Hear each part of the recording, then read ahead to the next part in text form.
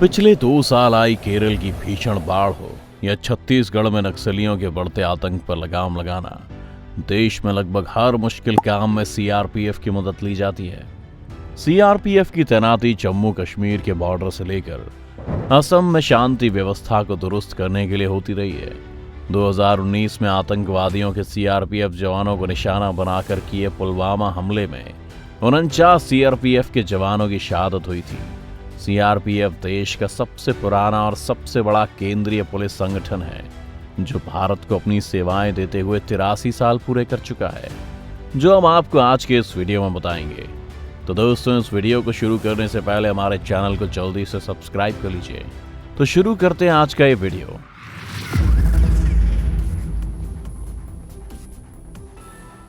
CRPF का पूरा नाम सेंट्रल रिजर्व पुलिस फोर्स है। इसके वैसे तो कई काम हैं, लेकिन इसका मुख्य काम देश के अंदर भड़के दंगे को शांत करना और शांति सुरक्षा बनाए रखना होता है। इसलिए सीआरपीएफ की तैनाती जरूरत पड़ने पर भारत में कहीं भी की जा सकती है, फिर चाहे वो बॉर्डर पर ही क्यों ना हो। सीआरपीएफ विश्व का सबसे बड़ा अर्धसैनिक बल है। अर्धसैनिक बल का मतलब होता है वो बल जिसका इस्तेमाल सिर्फ जरूरत पड़ने पर किया जाता है। सीआरपीएफ गृह मंत्रालय के अधीन काम करती है, जो जरूरत पड़ने पर दुश्मन को किसी भी परिस्थिति में धूल चटाने में सक्षम है। इसमें तकरीबन 3,18,000 जवान हैं। सीआरपीएफ को भारत के सबसे बड़े सशस्त्र पुलिस बल की उपाधि भी प्राप्त है। सीआरपीएफ में 246 बटालियन है, जिसमें 208 कार्यकारी बटालियन, 3 महिला battalion, 10 cobra battalion, 3 NDRF battalion, 5 signal battalion, 1 विशेष कार्य समूह और 1 संसदीय ड्यूटी ग्रुप शामिल है। चलिए सीआरपीएफ के गौरवशाली इतिहास पर एक नजर डालते हैं। सीआरपीएफ का गठन 27 जुलाई 1939 को किया गया था। आजादी से पहले ब्रिटिश राज में सीआरपीएफ का नाम क्राउन रिप्रेजेंटेटिव पुलिस था, लेकिन अंग्रेजों से मिली भारत को आजादी के बाद देश की संसद में एक अधिनियम पारित कर इसका नाम बदल दिया गया। 28 दिसंबर 1949 को इसका नाम क्राउन रिप्रेजेंटेटिव पुलिस से बदलकर केंद्रीय रिजर्व पुलिस बल कर दिया गया। तत्कालीन गृह मंत्री सरदार वल्लभ भाई पटेल की सोच थी कि सीआरपीएफ देश के लिए कई भूमिकाएं निभा सकती है। सीआरपीएफ की बात की जाए तो बहुत कम लोगों को इसके बारे में पता होगा कि सीआरपीएफ ने भारत में रियासतों के विलय में अहम भूमिका निभाई थी। सीआरपीएफ को बागी रियासतों को नियंत्रण में लाने के लिए सीआरपीएफ का इस्तेमाल किया गया था। उस वक्त कुछ ऐसी रियासतें थीं जो भारत में विलय करने के लिए राजी नहीं थीं। तब सीआरपीएफ ने जूनागढ़ की विद्रोही रियासत और गुजरात में कठियावाड़ की छोटी रियासत को भारत में शामिल कराया था। सीआरपीएफ के देश के लिए इस अहम योगदान को आज भी याद किया जाता है। साल 1955 में सीआरपीएफ अधिनियम बनाया गया और इस अधिनियम में सीआरपीएफ की देश में क्या भूमिका होगी, इसे विस्तार से बताया गया है। सीआरपीएफ अधिनियम बनाने के बाद 1955 में वीजी कनेतकर को इसका पहला मुखिया यानी महानिदेशक बनाया गया। सीआरपीएफ की उपलब्धियां: भारत की आजादी के बाद गुजरात के कच्छ और राजस्थान के कई शहरों में अपराध अपने चरम पर पहुंच गया था। तब इसके खात्मे के लिए सीआरपीएफ की कई टुकड़ियों को भेजा गया। जम्मू कश्मीर में पाकिस्तान आज भी आतंकियों को भेजकर लगातार आतंकी गतिविधियों का अंजाम दे रहा है, लेकिन आजादी के बाद जब पाकिस्तान ने जम्मू कश्मीर से सटी सीमा पर आतंकवाद फैलाना शुरू किया था, तो इसको खत्म करने और जवाब देने के लिए सीआरपीएफ को तैनात किया गया था। घात लगाकर बैठे चीनी सैनिकों ने भारत चीन सीमा पर गश्त कर रहे सीआरपीएफ के जवानों पर घात लगाकर हमला किया।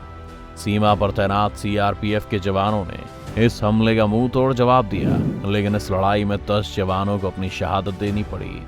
मातृभूमि के ऊपर किए गए इस बलिदान की याद में 21 अक्टूबर को पुलिस स्मृति दिवस के रूप में मनाया जाता है।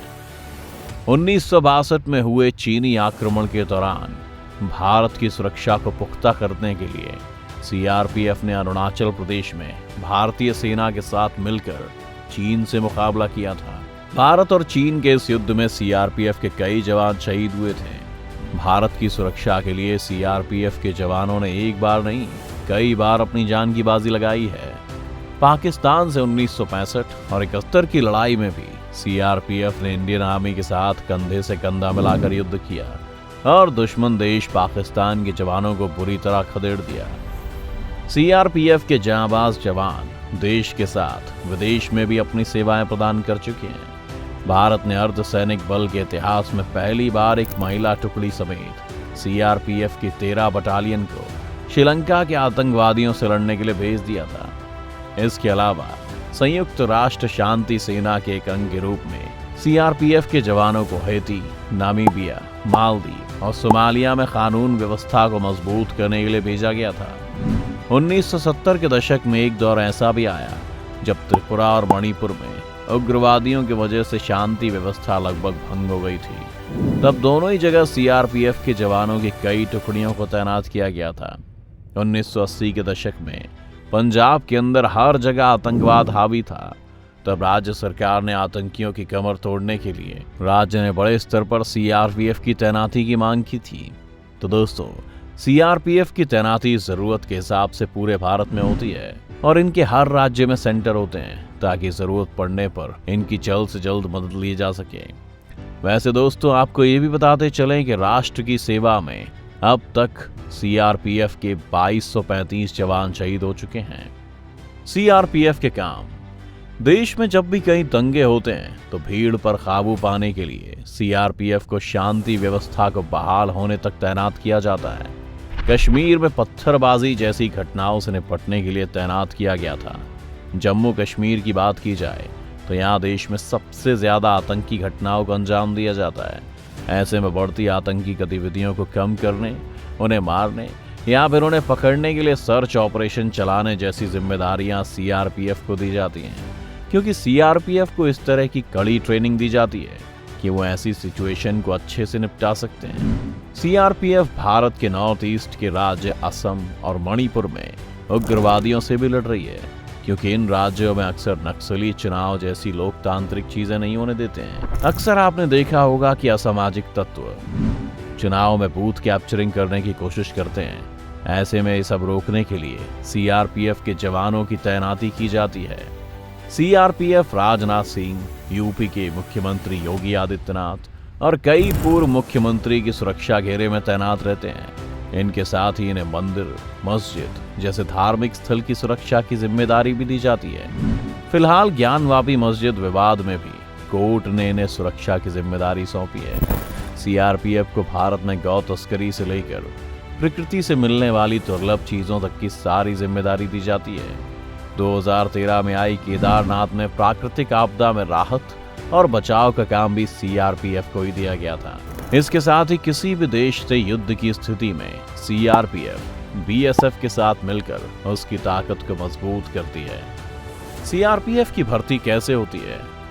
सीआरपीएफ का जवान बनने के लिए आपको कठिन ट्रेनिंग से गुजरना पड़ता है। सबसे पहले आप पढ़े लिखे ग्रेजुएट हो और आपके अंदर देश के लिए कुछ कर गुजरने का जोश और जुनून हो। सीआरपीएफ ज्वाइन करने के लिए आपको 4 तरह की कड़ी परीक्षाओं से गुजरना होगा।